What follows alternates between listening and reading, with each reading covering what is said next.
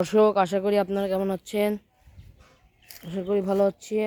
তো আলিফ গফিপুর ইউটিউব চ্যানেলের পক্ষ থেকে আবার আমরা চলে এলাম আমার বাসার আমার আব্বুর লাগানো মরিচ বাগান।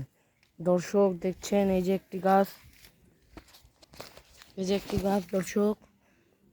এই এই মরিচ গাছগুলো হলো আকাশি মরিচ।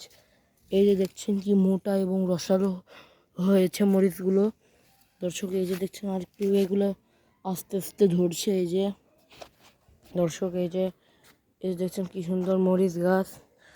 দর্শক এই যে দেখছেন, এই যে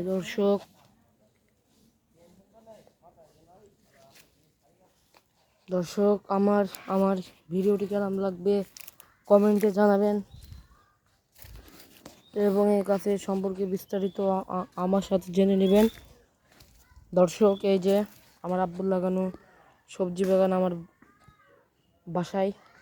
এই যে দেখছেন ফুল ফুটছে, আবারও হবে ইনশাল্লাহ।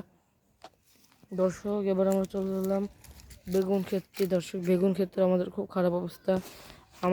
আমাদের বাসায় গাছগাছালির কারণে আমাদের কোনো চাষা বেগুন শুধু ঝালটা হয়েছে।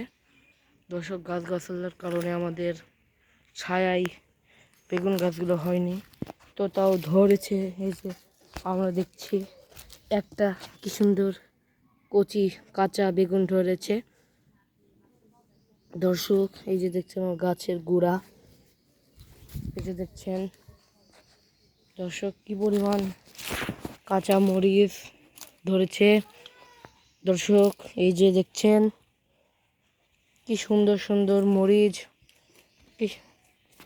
কি সুন্দর দেখছেন। এই যে কি বড় লম্বা একটি কাঁচা মরিচ গাছ।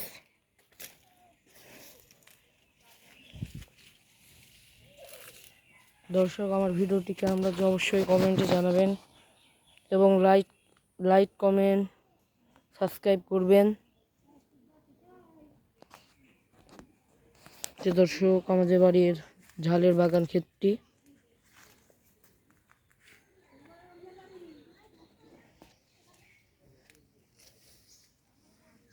এই যে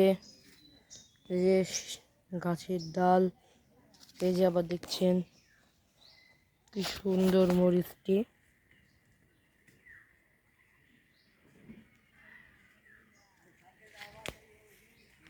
অবশ্যই কমেন্টে জানাবেন যে ভিডিওটি কেমন লাগছে।